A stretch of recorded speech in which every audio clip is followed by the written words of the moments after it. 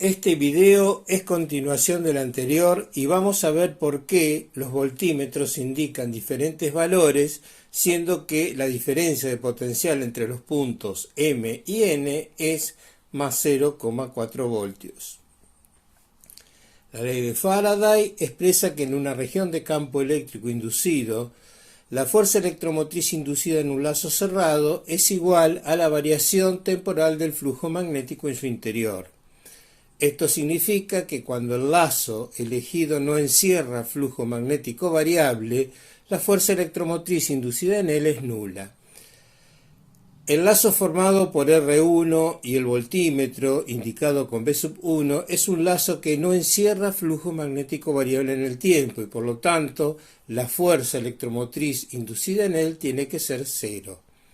Como en serie con R1 hay una fuerza electromotriz, vamos a tener que considerar una fuerza electromotriz con igual valor y polaridad en serie con el instrumento V1. De esta manera, la suma de las fuerzas electromotrices en el lazo resultará nula. Para aquellos que no se convencen fácilmente, les dejo este enlace donde se demuestra que, independientemente del camino seguido entre dos puntos, la fuerza electromotriz inducida es la misma cuando el lazo formado no encierra flujo magnético variable. Ocurre lo mismo del lado derecho y por lo tanto en serie con R2 y en serie con el instrumento que mide la diferencia de potencial V2 vamos a tener que considerar la misma fuerza electromotriz. Como vimos en el video anterior, eligiendo tramos de igual longitud y siendo la fuerza electromotriz inducida igual a 1 voltio, a cada mitad le corresponde una fuerza electromotriz de 0,5 voltios y este será también el valor de las fuerzas electromotrices en serie con los instrumentos de medida.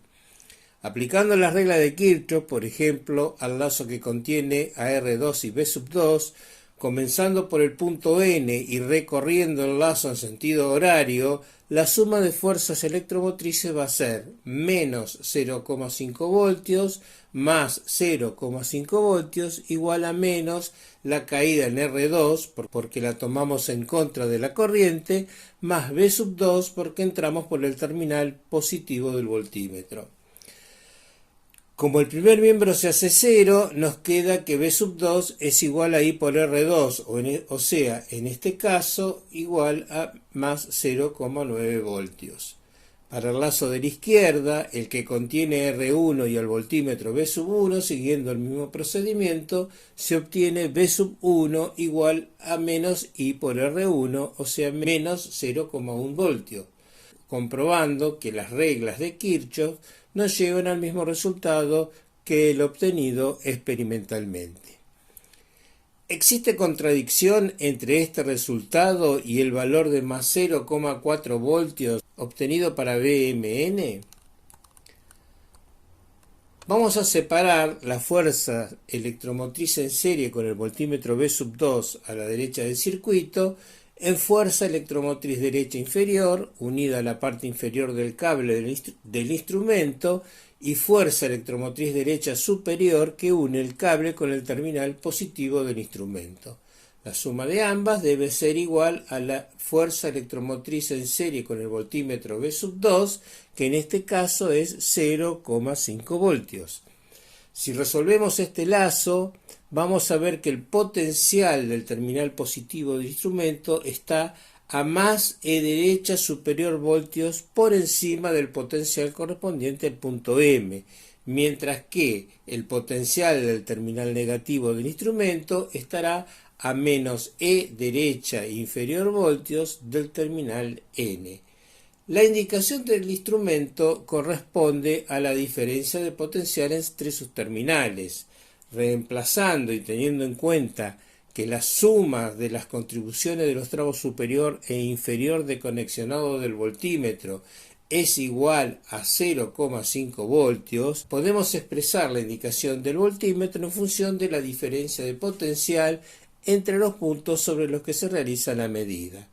Procediendo de la misma manera para el lado izquierdo y teniendo en cuenta que el terminal positivo de un instrumento está a E izquierda superior voltios por debajo de M, mientras que el terminal negativo está a más E izquierda inferior voltios por encima de N, obtenemos la indicación de cada instrumento. Como V1 es menos 0,1 voltios y V2 es más 0,9 voltios, obtenemos el mismo resultado para la diferencia de potencial entre los puntos M y N según utilicemos una u otra medida. Comprobamos de esta manera que siendo única la diferencia de potencial entre los puntos M y N, la indicación de los instrumentos difiere a causa de las fuerzas electromotrices inducidas en los cables. Si comenzamos a desplazar uno de los instrumentos, por ejemplo el del lado derecho hacia la posición del otro en el lado izquierdo, inicialmente el flujo encerrado por el lazo formado por el instrumento y R2 es nulo y no existe fuerza electromotriz inducidas. Mientras este lazo no corte líneas de flujo magnético variable en el tiempo, la indicación del instrumento no cambiará, seguirá siendo 0,9 voltios. Cuando este lazo comience a ser interceptado por las líneas de campo magnético, la indicación del instrumento comenzará a modificarse, obteniéndose menos 0,1 voltios cuando se ubique totalmente del otro lado, tal como vimos para el lazo formado por R1. ¿Se tendrá el mismo resultado considerando el lazo formado con R2? En este caso, encierra la totalidad del flujo magnético variable en el tiempo, el cual induce una fuerza electromotriz de 1 voltio en sentido horario. Recorriendo al lazo en sentido horario, la fuerza electromotriz irá con signo positivo. Del otro lado de la ecuación del lazo, la caída de 0,9 voltios es positiva, porque estamos recorriendo el lazo en el sentido de la corriente, mientras que en el instrumento la corriente ingresa por el terminal negativo y por lo tanto corresponde un signo menos. Como resultado, el valor que indica el instrumento en esta posición es el mismo para cualquiera de los dos lazos posibles. Los ingenieros eléctricos o electrónicos, a diferencia de los pájaros, tienen resultados correctos en la resolución de circuitos porque consideran la inducción electromagnética en los cables.